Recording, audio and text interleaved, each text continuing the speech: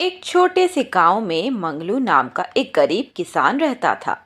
उसके पास अपनी छोटी सी जमीन थी, जिस पर वे खेती बाड़ी करके किसी तरह अपने परिवार का गुजारा कर रहा था। उसके परिवार में उसके माता पिता और एक छोटी बहन थी, जिसकी शादी के लिए उसके माता पिता ने एक लड़का देखा था और वह उसे देखने के लिए आने वाला था। मंगलू बेटा, तुम तो जानते हो, जब से उस हादसे में मेरा हाथ चला गया तब से तुझ पर ही सारे घर की जिम्मेदारी आन पड़ी है। बेटा, मैं चाहता हूँ कि हम अपनी रजनी की शादी धूमधाम से करें। बाबा, चाहता तो मैं भी यही हूँ, लेकिन आप तो जानते ही हैं, जो भी कमा कर देता हूँ वो माँ के हाथ पर रख देता हूँ।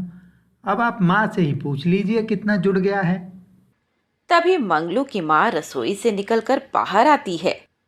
क्या बताऊं बेटा, घर के खर्चे निकालने के बाद जो थोड़ा बहुत बचा है, ले देकर 50,000 रुपए हैं। बस 50,000? इसमें तो कुछ भी नहीं होगा। तो फिर आप ही बताओ बाबा, मैं क्या करूँ। सारा परिवार एकदम से खामोश हो जाता है। फिर मंगलू के बाबा बोलते हैं कि कोई बात नहीं, पहले आकर लड़के वाले लड़की को पसंद तो कर जाएं। फिर एक दिन रजनी को देखने एक बहुत ही सभ्य परिवार आता है और वह रजनी को पसंद कर लेते हैं। भाभी, आपकी बेटी हमें बहुत अच्छी लगी। बस अगले महीने का कोई शुभ मुहूर्त निकाल कर बच्चों की शादी तय कर देते हैं। जैसा आपको ठीक लगे, पर अगर थोड़ी दान दहेज की बात हो जाती तो। देखो भाई, मेरा इकलौता बेटा है जिसे मैंने बहुत पढ़ाया लिखाया है। आज बहुत अच्छी जगह पर नौकरी कर रहा है। 25,000 रुपये महीने का कमाता है। अब आप लोग देख लीजिए कि हमारे हिसाब से अब कितना खर्च कर सकते हैं। बाकी सब आप देख लीजिएगा। बस 1 लाख रुपए नगद देने से ही मेरे बेटे को रोक देना। समाज में हमारा नाम ऊंचा हो जाएगा। यह सुनकर रजनी के परिवार को काटो तो खून नहीं की हालत हो गई। वे फिर भी रिश्ते के लिए हाँ कर देते हैं और उन लोगों के जाने के बाद हे भगवान, 1 लाख रुपए नगद बोला है और बाकी शादी का खर्चा कम से कम 5-6 लाख में जाकर रजनी की शादी होगी।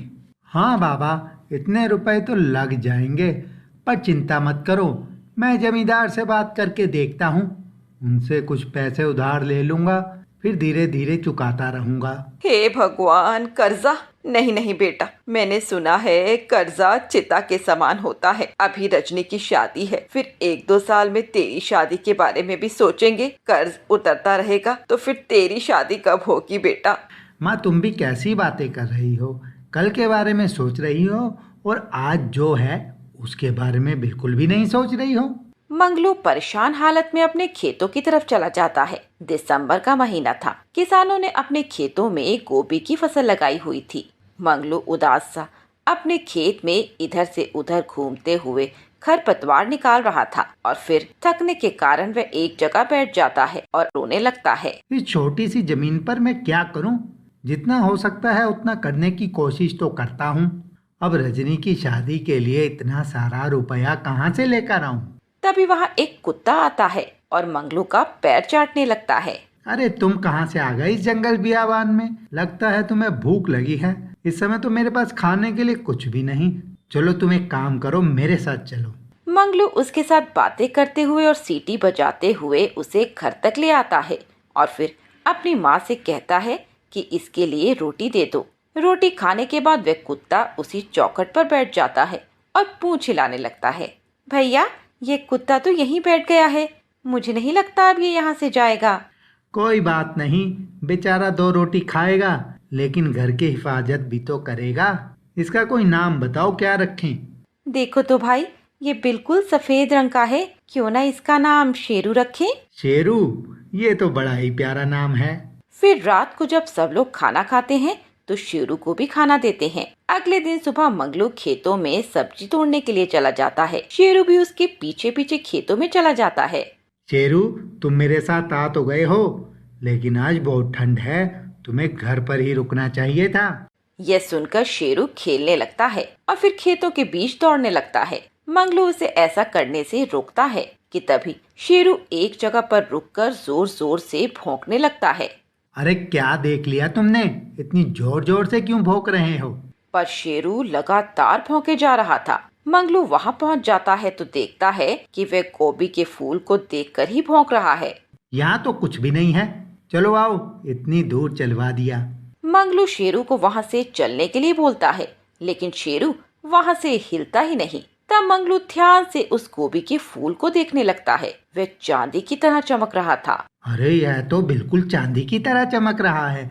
भला गोभी का फूल और इतना चमकदार। ये कहकर मंगलू उस फूल को तोड़ने लगता है कि तभी वह फूल बोल पड़ता है, मुझे यहाँ से मत निकालो वरना मैं मुरझा जाऊंगा। अभी अभी तुम्हारे कुत्ते ने भी मुझे भौंक भौंक के परेशान कर दिया है।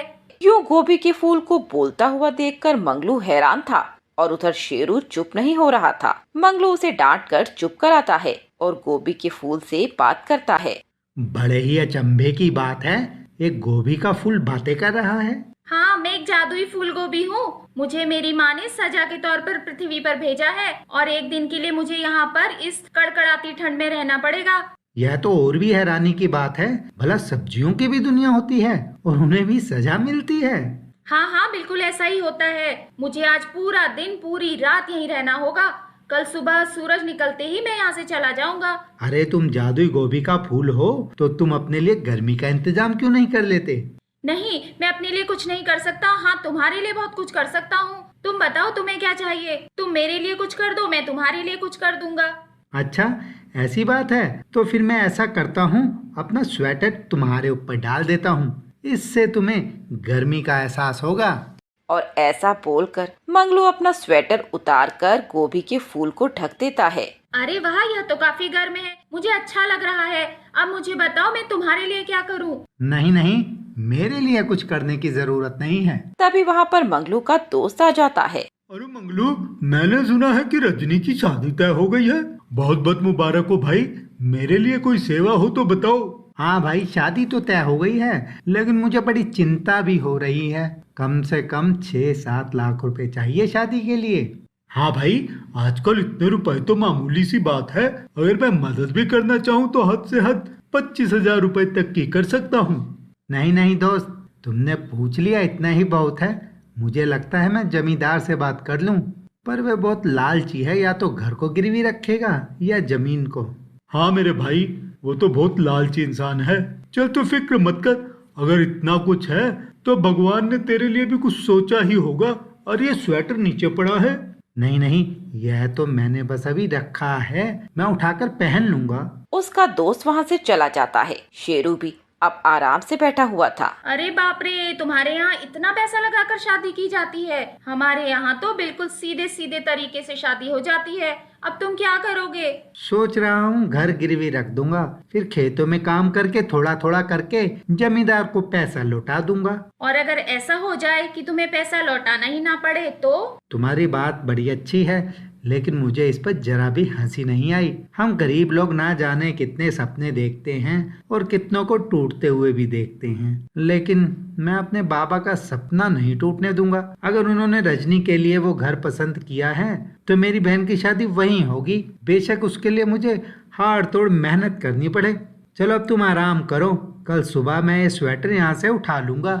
अरे इतनी भी क्या जल्दी है यहाँ से जाने की? थोड़ी देर मुझसे बातें करो। मैं जरूर तुमसे बातें करता, लेकिन मेरी बहन की शादी है, अगले महीने तय हुई है, इसलिए सोच रहा हूँ कि पहले जमींदार से जाकर बात कर लूँ। इतनी भी क्या जल्दी है? तुम्हें पैसों की जरूरत है, वह तुम्हें दे सकता हूँ, और तुम्हें उसके बदले में मुझे कुछ वापस करने की जरूरत ही नहीं है। यह तुम क्या कह रहे हो? अभी तो तुमने कहा था कि तुम्हारा जादू नहीं चल सकता। लगता है तुम कुछ ज्यादा ही परेशान हो। मैंने तुमसे कहा था ना कि मेरा जादू मुझ पर नहीं चल सकता, लेकिन मैं तुम्हारे लिए कुछ कर सकता हूँ। तभी वहाँ पर एक सोने का बहुत बड़ा गोभी का फूल आ जाता है, जिसे देखकर शेरू फिर से भौंकने लगता है। चुप करो शेरू, ये सोने की गोभी का फूल लग रहा है। बिल्कुल सही कहा तुमने। इसे बेचकर तुम अपनी बहन की शादी करो। ऐसा करता हूँ कि एक फूल मैं तुम्हें दे देता हूँ। वहाँ पर अब 2 सोने के गोभी के फूल पड़े हुए थे, जिसे देखकर मंगलू को समझ नहीं आ रहा था कि वह इन्हें उठाए और क्या करे। क्या सोच रहे हो? तुमने मेरी मदद की, मैंने तुम्हारी मदद की, बात खत्म हो गई। पर मैंने तो तुम्हें केवल एक स्वेटर से ढका और तुमने मुझे इतना कुछ दे दिया। तुमने किसी की जान बचाई है, यह तो निर्जीव चीज है। ज्यादा मत सोचो, इसे ले जाओ और अपने सारे काम करो। मंगलू बहुत खुश होता है। वह उन दोनों सोने के गोभी के फूलों को घर ले आता है और अपने घर वालों को सारी बात बताता है। अब वह लोग बहुत खुश थे। शाम को ही मंगलू अपनी माँ के साथ जाकर उन जादुई फूलों के बदले बहुत सारा पैसा ले आता है और वह पैसा इतना सारा था कि शादी होने के बाद भी बहुत सारा पैसा बच जाना था। किसी ने सच ही कहा है कि नेकी का फल जरूर मिलता है। अगले दिन सुबह मंगलू शेरू के साथ जब खेतों में जाता है तो वहाँ पर उसका स्वेटर तो पड़ा था, लेकिन वह जादुई गोभी का फूल नहीं था। वह समझ गया कि उसकी सजा पूरी हो गई, इसीलिए वह वहाँ से चला गया। मंगलू मन ही मन उसे धन्यवाद देता है और अगले महीने अपनी बहन की शादी बहुत धूमधाम से करता है और बाकी बचे पैसों से वह अपना जीवन अच्छे से गुजारता है और खेतों में मेहनत करके अमीर हो जाता है।